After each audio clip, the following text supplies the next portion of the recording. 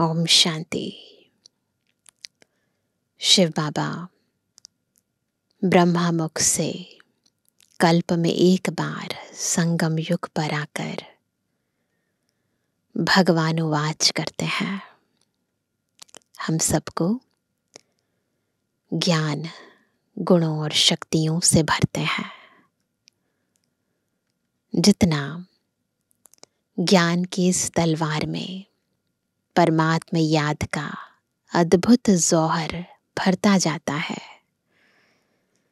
उतना ये ज्ञान आत्माओं को तीर की तरह लगता है और आत्मा के अंतर सोई हुई चेतनता को जागृत कर देता है। सुषुप्त शक्तियों को, सुषुप्त गुणों को, उस दिव्यता को इमर्ज कर देता है, एक नव जीवन दे देता है। इसलिए बाबा रोज हमें बार बार स्मृति दिलाते हैं कि मुझे याद करो, ताकि ये ज्ञान केवल सुनने और सुनाने तक सीमित ना रहे, अभी तो ये ज्ञान हमारे जीवन में समा जाए और हम इस ज्ञान का प्रत्यक्ष स्वरूप बन जाए। आज की मुरली भी हमें याद के इस जौहर को और अधिक गहरा करने पर जोर दे रही है। सुनते हैं बाबा के मधुर महावाक्य। आज 17 सितंबर 2024। बाबा के मधुर महावाक्य हैं, मीठे बच्चे यह राज सभी को सुनाओ कि आबू सबसे बड़ा तीर्थ है। स्वयं भगवान ने यहां से सबकी सदगति की है। आबू सबसे बड़ा तीर्थ है। प्रश्न है, कौन सी एक बात मनुष्य अगर समझ जाए तो यहां भीड़ लग जाएगी। बस एक बात समझ जाए। उत्तर है, मुख्य बात समझ लें कि बाप ने जो राजयोग सिखाया था वह अभी फिर से सिखा रहे हैं। वह सर्वव्यापी नहीं है। बाप इस समय आबू में आकर विश्व में शांति स्थापन कर रहे हैं। उसका जड़ यादगार दिलवाड़ा मंदिर भी है। आदिदेव यहाँ चैतन्य में बैठे हैं। यह चैतन्य दिलवाड़ा मंदिर है। यह बात समझ लें तो आबू की महिमा हो जाए और यहाँ भीड़ लग जाए। आबू का नाम बाला हो गया तो यहाँ बहुत आएंगे, है ना। भक्तों को पता चल जाए कि जिसकी वो आराधना कर रहे हैं, पूजा कर रहे हैं, व्रत रख रहे हैं, जिसके लिए वो इस सृष्टि पर आ चुके हैं, तो भीड़ ना लग जाए। ओम शांति। बच्चों को योग सिखाया और सब जगह तो आप ही सीखते हैं। सिखलाने वाला बाप नहीं होता, एक दो को आप ही सिखलाते हैं। यहाँ तो बाप बैठ सिखलाते हैं किसको? बच्चों को। रात दिन का फर्क है। वहां तो बहुत मित्र संबंधी आदि याद आते रहते हैं, इतना याद नहीं कर सकते हैं, इसलिए देही अभिमानी बहुत मुश्किल बनते हैं। यहाँ तो देही अभिमानी तुमको बहुत जल्दी बनना चाहिए, परंतु बहुत हैं जिनको कुछ भी पता नहीं है। शिव बाबा हमारी सर्विस कर रहे हैं। हमको कहते हैं अपने को आत्मा समझ बाप को याद करो। जो बाप इसमें विराजमान है, यहाँ विराजमान है, उनको याद करना पड़ता है। बहुत बच्चे हैं जिनको यह निश्चय ही नहीं है कि शिव बाबा ब्रह्मा तन द्वारा हमको सिखा रहे हैं। जैसे और लोग कहते हैं हम कैसे निश्चय करें, ऐसे यहां भी है। अगर पूरा निश्चय होता है, ध्यान से सुनेंगे, निश्चय बुद्धि की निशानी क्या है। अगर पूरा निश्चय होता तो बहुत प्यार से बाप को याद करते करते अपने में बल भरते, बहुत सर्विस करते, क्योंकि सारे विश्व को पावन बनाना है ना। अगर निश्चय हो तो याद करते, सेवा करते। तो बाबा कहते हैं योग में भी कमी है तो ज्ञान में भी कमी है। सुनते तो हैं परंतु धारणा नहीं होती है। चेक करेंगे अपने आप को, कैसे हैं हम। धारणा अगर हो तो फिर औरों को भी धारणा करावें। बाबा ने समझाया था, वे लोग कॉन्फ्रेंस आदि करते रहते हैं, विश्व में शांति चाहते हैं, परंतु विश्व में शांति कब थी विश्व में शांति किस प्रकार हुई थी, वह कुछ भी नहीं जानते। किस प्रकार की शांति थी वही चाहिए ना, वही जो हमारी ओरिजिनल शांति थी, स्वर्ग में जो शांति थी वही शांति चाहिए। यह तो तुम बच्चे ही जानते हो कि विश्व में सुख शांति की स्थापना अब हो रही है। पहले हमारे भीतर हो रही है, फिर हमारे भीतर से संकल्पों के द्वारा, वाणी के द्वारा, कर्मों के द्वारा बाहर हो रही है। तो बाबा कह रहे अब हो रही है। बाप आया हुआ है। कैसे? यह दिलवाड़ा मंदिर है ना, हमारा यादगार मंदिर। आदिदेव भी है और ऊपर में विश्व में शांति का नजारा भी है। स्वर्ग के सीन, कहाँ भी कॉन्फ्रेंस आदि में तुमको बुलाते हैं तो तुम पूछो विश्व में शांति किस प्रकार की चाहिए।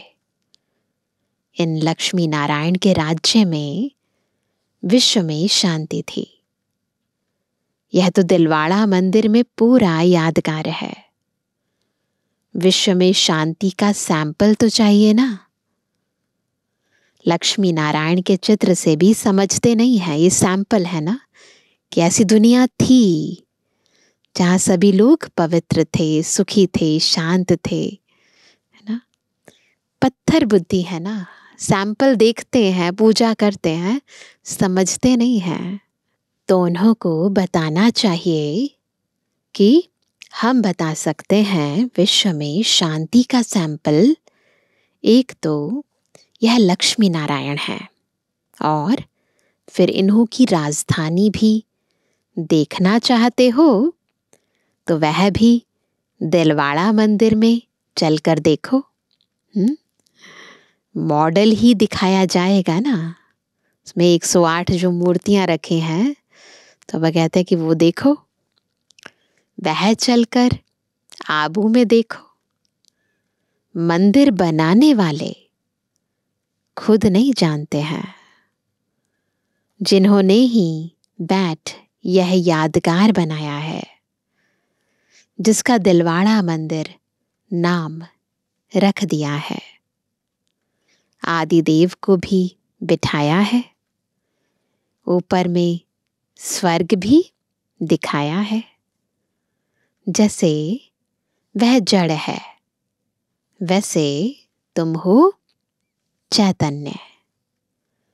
इनको चैतन्य दिलवाड़ा नाम रख सकते हैं, परंतु पता नहीं कितनी भीड़ हो जाए,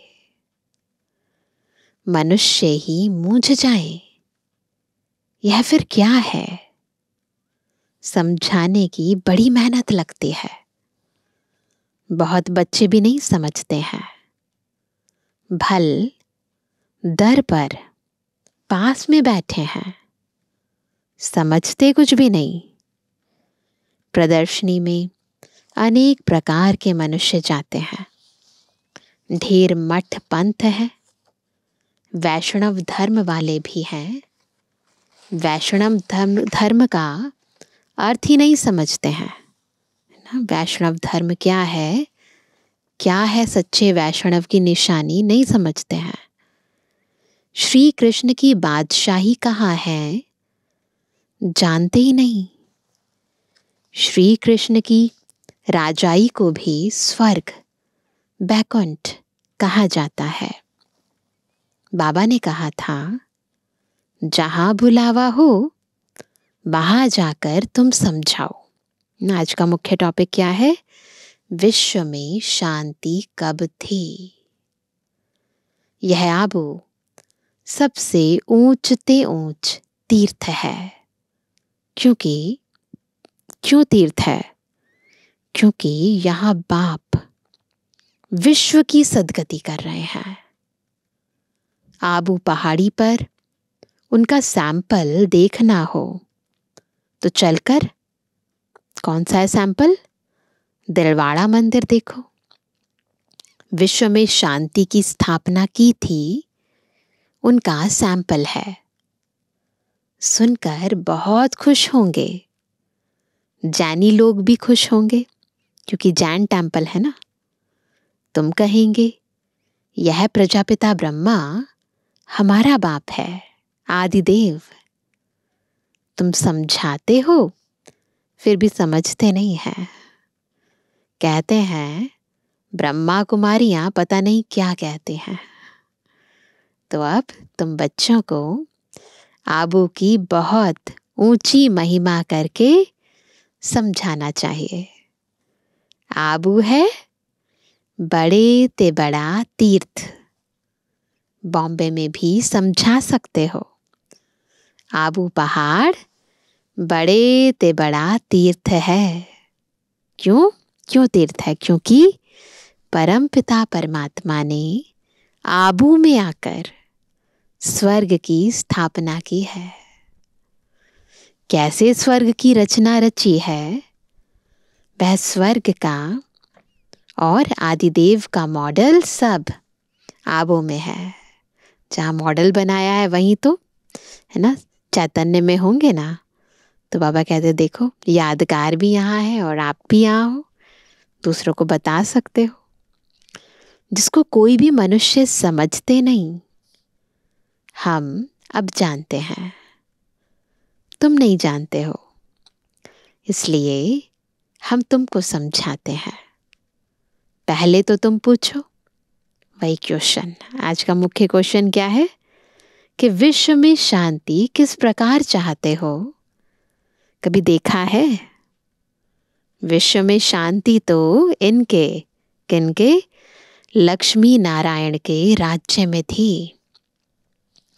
एक ही आदि सनातन देवी देवता धर्म था। इनकी डिनाइस्टी का राज्य था। चलो तो इन्हों की राजधानी का मॉडल आबू में तुमको दिखाएं, है ना। कौन सा है मॉडल? दिलवाड़ा मंदिर। यह तो है ही पुरानी पतित दुनिया। नई दुनिया तो नहीं कहेंगे ना। नई दुनिया का मॉडल तो यहाँ है। नई दुनिया अब स्थापन हो रही है।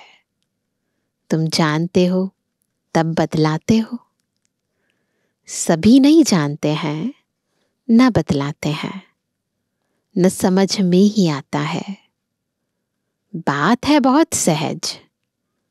ऊपर में स्वर्ग की राजधानी खड़ी है, नीचे आदिदेव बैठा है, जिसको एडम भी कहते हैं।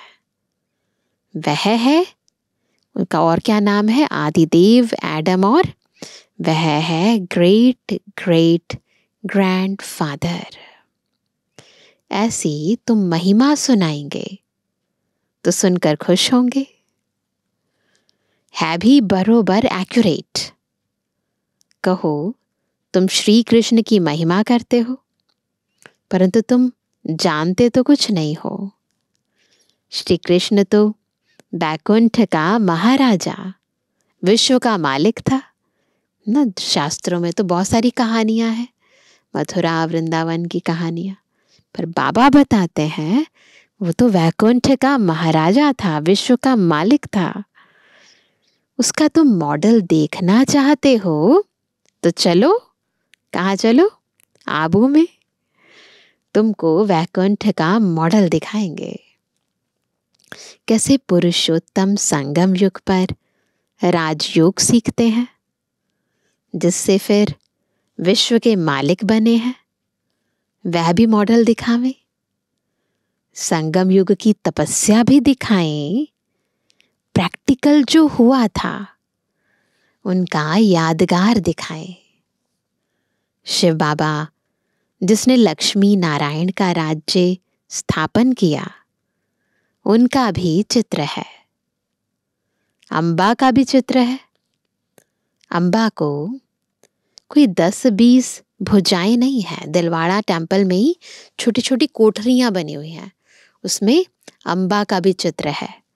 तो बाबा ने कहा अम्बा को कोई 10-20 भुजाएं नहीं है ना, किसी को भी नहीं होती 10-20 भुजाएं। भुजाएं तो 2 ही होती हैं ना। भुजाएं प्रतीकात्मक है वो चित्र। भुजाएं यानी हैंड्स थे, सहयोगी साथी थे। तुम आओ तो तुमको दिखाएं, वैकुंठ भी आबू में दिखाएं। आबू में ही बाप ने आकर सारे विश्व को हेवन बनाया है, सदगति दी है। आबू सबसे बड़ा तीर्थ है। सब धर्म वालों की सदगति करने वाला एक ही बाप है। उनका यादगार चलो तो आपको आबू में दिखाएं। आबू की तो तुम बहुत महिमा कर सकते हो, तुमको सब यादगार दिखाएं। क्रिश्चियन लोग भी जानना चाहते हैं प्राचीन भारत का राजयोग किसने सिखाया। बहुत मशहूर है ना भारत का राजयोग, तो वो भी जानना चाहते हैं क्या चीज थी। बोलो, क्या बोलेंगे? क्या करो? चलो आबू में दिखाएं। वैकुंठ भी पूरा एक्यूरेट बनाया है ऊपर छत में। तुम ऐसा नहीं बना सकते हो। तो यह अच्छी रीति बताना है ना। टूरिस्ट धक्का खाते हैं, वह भी आकर समझे। तुम्हारा आबू का नाम बाला हो गया तो बहुत आएंगे। आबू बहुत मशहूर हो जाएगा।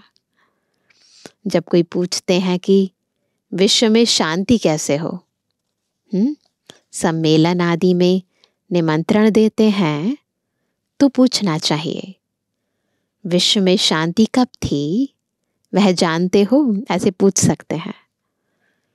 विश्व में शांति कैसे थी, चलो हम समझाएं। मॉडल्स आदि सब दिखाएं।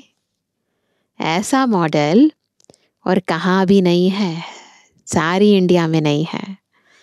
आबू ही सबसे बड़ा ऊंचते ऊंच तीर्थ है, जिसमें बाप ने आकर के विश्व में शांति, सर्व की सदगति की है। यह बातें और कोई नहीं जानते।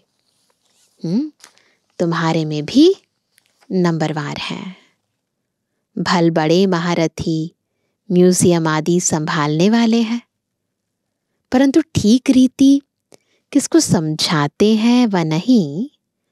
बाबा रीड तो करते हैं ना, बाबा सब कुछ समझते हैं। जो भी जहां भी हैं उनको समझते हैं। कौन कौन पुरुषार्थ करते हैं, क्या पद पाएंगे। इस समय अगर मर पड़े तो कुछ भी पद पा नहीं सकेंगे। याद के यात्रा की मेहनत वह समझ नहीं सकते। बाप रोज रोज नई बातें समझाते हैं। ऐसे ऐसे समझा कर ले आओ, यहां तो यादगार कायम है। बाप कहते हैं मैं भी यहाँ हूँ, आदिदेव भी यहाँ है, वैकुंठ भी यहाँ है। आबू की बहुत भारी महिमा हो जाएगी। आबू पता नहीं क्या हो जाएगा। जैसे देखो, कुरुक्षेत्र को अच्छा बनाने के लिए करोड़ों रुपया उड़ाते रहते हैं। कहते हैं ना, कुरुक्षेत्र के मैदान में महाभारत लड़ाई हुई, तो वहां पर उसे अच्छा बनाने के लिए करोड़ों रुपया उड़ाते रहते हैं। कितने ढेर मनुष्य जाकर वहां इकट्ठे होते हैं। इतनी बदबू गंदगी होती है, बात मत पूछो, कितनी भीड़ होती है। समाचार आया था कि भजन मंडली की एक बस नदी में डूब गई। बाबा ने न्यूज़पेपर में न्यूज़ पढ़ी होगी। यह सब दुख है ना, अकाले मृत्यु होती रहती है। वहां तो ऐसे कुछ होता ही नहीं सतयुग में। ये सब बातें तुम समझा सकते हो। बातचीत करने वाला बड़ा सेंसिबल चाहिए। बाप ज्ञान का पंप कर रहे हैं, बुद्धि में बिठा रहे हैं अच्छी तरह। दुनिया थोड़ी इन बातों को समझती है। वह समझते हैं नई दुनिया का सैर करने जाते हैं। बाप कहते हैं, क्या कहते हैं बाबा? दुनिया नई है क्या? नहीं, यह दुनिया अब पुरानी गई की गई। घूमने जाते हैं ना, तो वह कहते हैं ये तो पुरानी दुनिया है, जाने वाली है। वह कहते हैं भक्ति वाले, अब नहीं कहते, पर पहले काफी था कि 40,000 वर्ष पड़े हैं। तुम तो बतलाते हो कि सारा कल्प ही 5,000 वर्ष का है। पुरानी दुनिया का तो मौत सामने खड़ा है। इसको कहा जाता है घोर अंधियारा।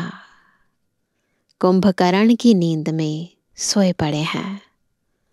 कुंभकर्ण आधा कल्प सोता था, आधा कल्प जागता था, है ना? वो तो दिखाते हैं आधा साल सोता था, आधा साल जागता था। वो कहते कुंभकर्ण आधा कल्प सोता था, आधा कल्प जागता था।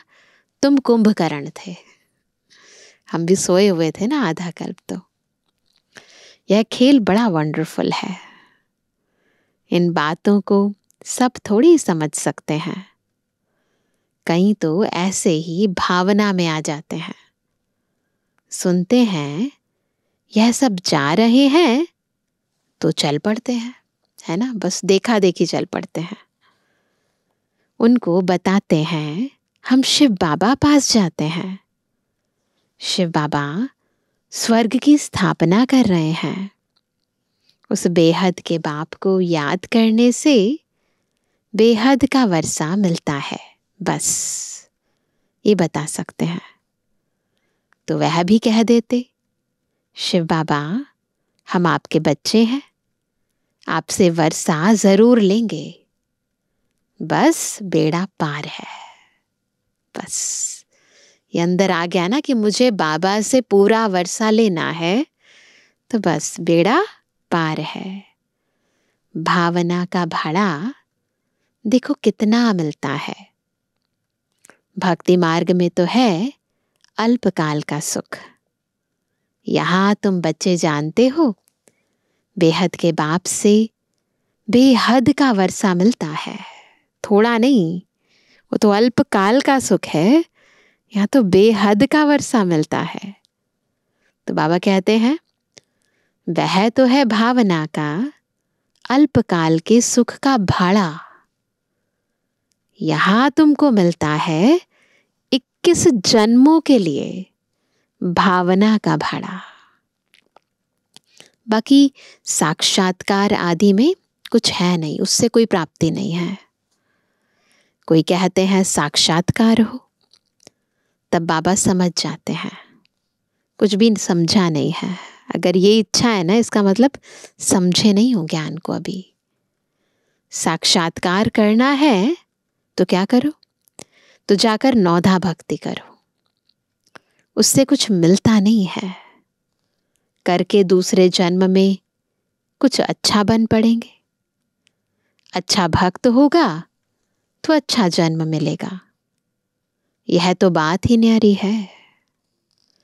यह पुरानी दुनिया बदल रही है। यहाँ तो पूरी दुनिया ही बदल रही है। बाप है ही दुनिया बदलने वाला। यादगार खड़ा है ना, बहुत पुराना मंदिर है। कुछ टूटता करता है तो फिर मरम्मत कराते रहते हैं, गवर्नमेंट मरम्मत कराती है, परंतु वह शोभा तो कम हो ही जाती है, क्योंकि वैसी नक्काशी तो नहीं कर सकते ना जैसे उन्होंने की है, तो शोभा थोड़ी कम तो हो ही जाती है। यह तो सब विनाशी चीजें हैं।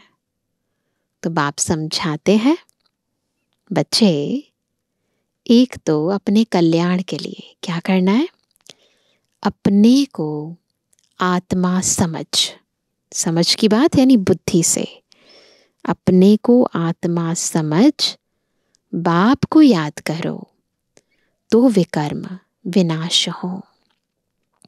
पढ़ाई की बात है। बाकी यह जो मथुरा में मधुबन, कुंज, गली आदि बैठ बनाया है, वह कुछ भी है नहीं। न कोई गोप गोपियों का खेल है। यह समझाने की बड़ी मेहनत करनी पड़ती है, क्योंकि इतने समय की धारणा बैठी हुई है ना, पूरा का पूरा स्थान बना हुआ है। बताने वाले बड़े इंटरेस्टिंग तरीके से बताते हैं, शास्त्र लिखे हैं, तो फिर उनको समझाना कि सच में ऐसा नहीं हुआ था तो डिफिकल्ट हो जाता है ना। तो बाबा कहते हैं कि ये समझाने की बड़ी मेहनत करनी पड़ती है। एक एक पॉइंट अच्छी रीति बैठ समझाओ। कॉन्फ्रेंस आदि में भी चाहिए कौन, योग वाला। तलवार में जौहर नहीं होगा, ज्ञान तलवार में योग का जौहर नहीं होगा, किसको तीर लगेगा नहीं। तब बाप भी कहते हैं अभी देरी है। अभी मान लें कि परमात्मा सर्वव्यापी नहीं है तो भीड़ लग जाए, परंतु अभी टाइम नहीं है। एक बात मुख्य समझ जाएं कि राजयोग बाप ने सिखाया था, जो इस समय सिखला रहे हैं।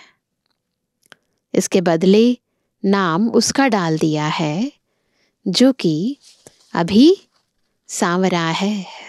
साकार मुरली है ना, तो वह कहते हैं शिव बाबा की जगह उसका नाम डाल दिया जो कि अभी सांवरा है। कितनी बड़ी भूल है। इससे ही तुम्हारा बेड़ा डूब गया है। अब बाप समझाते हैं, यह पढ़ाई सोर्स ऑफ इनकम है। स्वयं बाप मनुष्य को देवता बनाने के लिए पढ़ाने आते हैं। इसमें पवित्र भी जरूर बनना है, पढ़ना भी है और पवित्र भी बनना है। दैवी गुण भी धारण करने हैं। तो ज्ञान, योग, धारणा नंबरवार तो होते ही हैं। जो भी सेंटर्स हैं सब नंबरवार हैं। यह सारी राजधानी स्थापन हो रही है। सारे राजा नहीं बन रहे, राजधानी बन रही है। मासी का घर थोड़ी है। बोलो, स्वर्ग कहा जाता है सतयुग को, परंतु वहां का राज्य कैसे चलता है? देवताओं का झुंड देखना हो तो चलो आबू। और कोई ऐसी जगह है नहीं जहां ऐसे छत में राजाई दिखाई हो। भल अजमेर में स्वर्ग का मॉडल है, परंतु वह और बात है। यहां तो आदिदेव भी है ना, संगम का भी यादगार है ना। सतयुग किसने और कैसे स्थापन किया, यह तो एक्यूरेट यादगार है। अभी हम चैतन्य दिलवाड़ा नाम लिख नहीं सकते हैं, ना। पांडव भवन को बाबा कहते हैं चैतन्य दिलवाड़ा, परंतु ऐसे नाम नहीं लिख सकते हैं। जब मनुष्य खुद समझ जाएंगे तो आप ही कहेंगे कि तुम लिखो। अभी नहीं, अभी तो देखो थोड़ी बात में ही क्या कर देते हैं।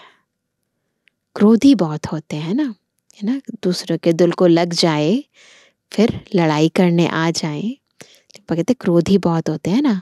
दे अभिमान है ना, देही अभिमानी तो कोई हो ना सके सिवाय किसके, तुम बच्चों के। पुरुषार्थ करना है, ऐसे नहीं कि जो नसीब में होगा। मेहनत करनी है। पुरुषार्थी ऐसे नहीं कहेंगे, वह तो पुरुषार्थ करते रहेंगे, फिर जब फेल होते हैं तब कहते हैं तकदीर में जो था, है ना। अच्छा, मीठे मीठे कहते जवानी बच्चों पे रुहानी बाप दादा का दिल जान सको प्रेम से नंबरवार पुरुषार्थ अनुसार यादगार और गुणवानी। रूहानी बच्चों की रूहानी बाप दादा को गुड मॉर्निंग, नमस्ते नमस्ते नमस्ते। धारणा के लिए मुख्य सार पहला, देही अभिमानी बनने का पूरा पूरा पुरुषार्थ करना है। ऐसे कभी नहीं सोचना है कि जो नसीब में होगा। सेंसिबल बनना है। दूसरा, ज्ञान सुनकर उसे स्वरूप मिलाना है। याद का जौहर धारण कर फिर सेवा करनी है।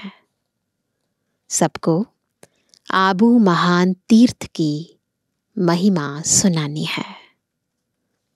आज का वरदान है, एक बाबा शब्द की स्मृति से याद और सेवा में रहने वाले सच्चे योगी, सच्चे सेवाधारी भव। कौन है सच्चे योगी, कौन है सच्चे सेवाधारी? जो एक बाबा शब्द की स्मृति से याद और सेवा में रहते हैं। आप बच्चे मुख से व मन से बार बार बाबा शब्द कहते हो। बच्चे हो तो बाबा शब्द याद आना या सोचना ही योग है। बाबा कहते हैं, बाबा ने ऐसे कहा, तो ये बस सोचना ही योग है। और मुख से बार बार कहना कि बाबा ऐसे कहते हैं, बाबा ने ये कहा, यही सेवा है ना। सोचना योग है, कहना सेवा है। लेकिन इस बाबा शब्द को कोई दिल से कहने वाले हैं और कोई नॉलेज के दिमाग से। जो दिल से कहते हैं उन्हें दिल में सदा प्रत्यक्ष प्राप्ति, खुशी और शक्ति मिलती है। दिमाग वालों को बोलने समय खुशी होती, सदा काल की नहीं। इसलिए दिल से कहो क्या, बाबा। स्लोगन है, परमात्मा रूपी क्षमा पर फिदा होने वाले ही सच्चे परवाने हैं। क्षमा कौन है? बाबा। तो बाबा पर पूरा कुर्बान होने वाले सच्चे परवाने हैं। आज का व्यक्ति इशारा, एक श्रेष्ठ कर्म करने का, एक श्रेष्ठ कर्म करने का 100 गुणा संपन्न फल आपके सामने आएगा। लेकिन आप अल्पकाल के इच्छा मात्रम अविद्या बनो।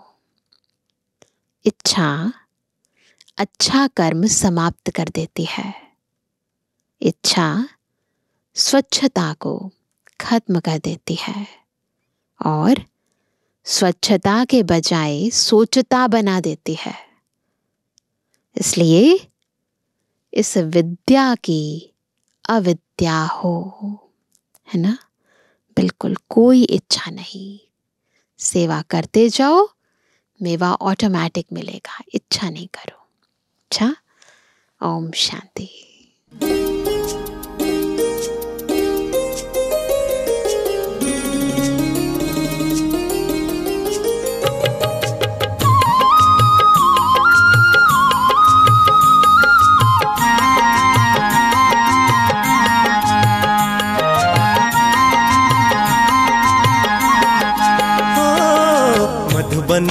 आए भगवान, मधुबन में आए भगवान। दर्शन कर लो चारों धाम, दर्शन कर लो चारों धाम। मधुबन में आए भगवान, मधुबन में आए भगवान। दर्शन कर लो चारों धाम, दर्शन कर लो चारों धाम। मधुबन है तीर्थ महान, मधुबन है तीर्थ महान। दर्शन कर लो चारों धाम, दर्शन कर लो चारों धाम। मधुबन में, हाँ मधुबन में।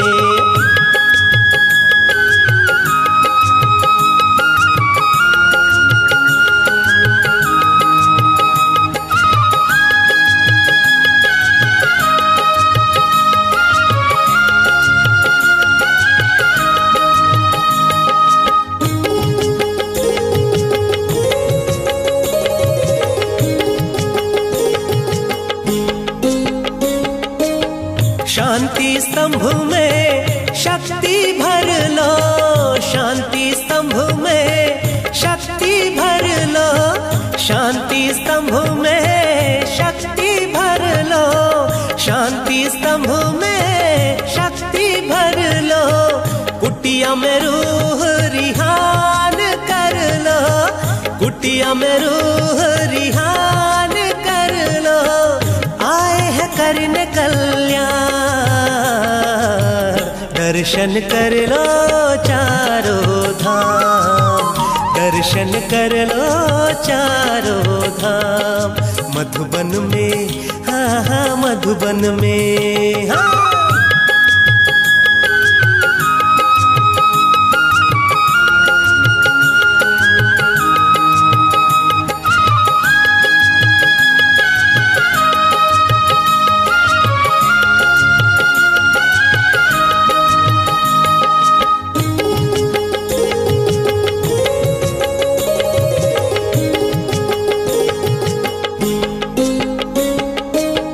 हिस्ट्री हाल में व्यर्थ मिटा लो, हिस्ट्री हाल में व्यर्थ मिटा लो, हिस्ट्री हाल में व्यर्थ मिटा लो, हिस्ट्री हाल में व्यर्थ मिटा लो। कमरे में आकर योग लगा लो, कमरे में आकर योग लगा लो। बनना हो बाप समान, दर्शन कर लो चारों धाम, दर्शन कर लो चारों धाम। मधुबन में, हाँ हाँ मधुबन में।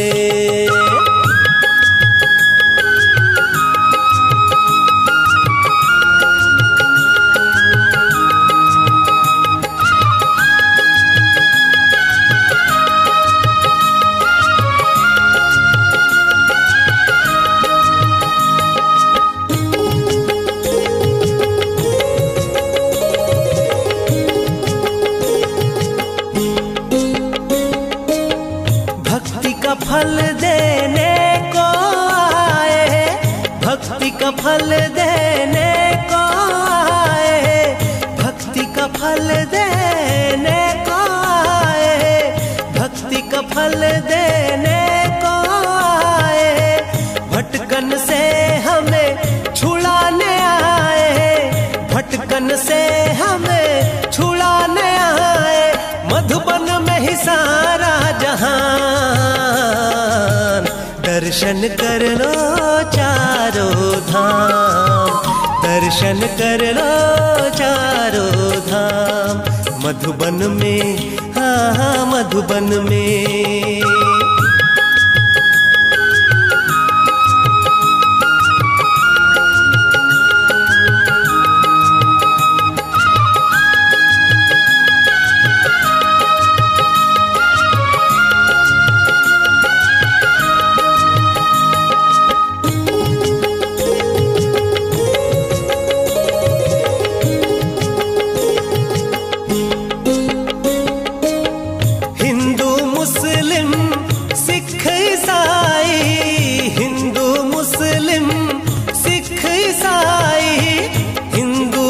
मुस्लिम सिख ईसाई, हिंदू मुस्लिम सिख ईसाई, फादर मौला गुरु गोसाई, फादर मौला गुरु गोसाई, सबके लिए है समान। दर्शन कर लो चारों धाम, दर्शन कर लो चारों धाम। मधुबन में आए भगवान, मधुबन में आए भगवान।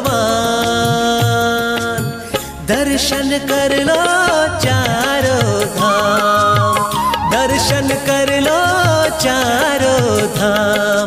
मधुबन है तीर्थ महान, मधुबन है तीर्थ महान। दर्शन कर लो चारों धाम, दर्शन कर लो चारों धाम, दर्शन कर लो चारों धाम, दर्शन कर लो चारों धाम, दर्शन कर लो चारों धाम, दर्शन कर लो चारों धाम, दर्शन कर लो चारों धाम।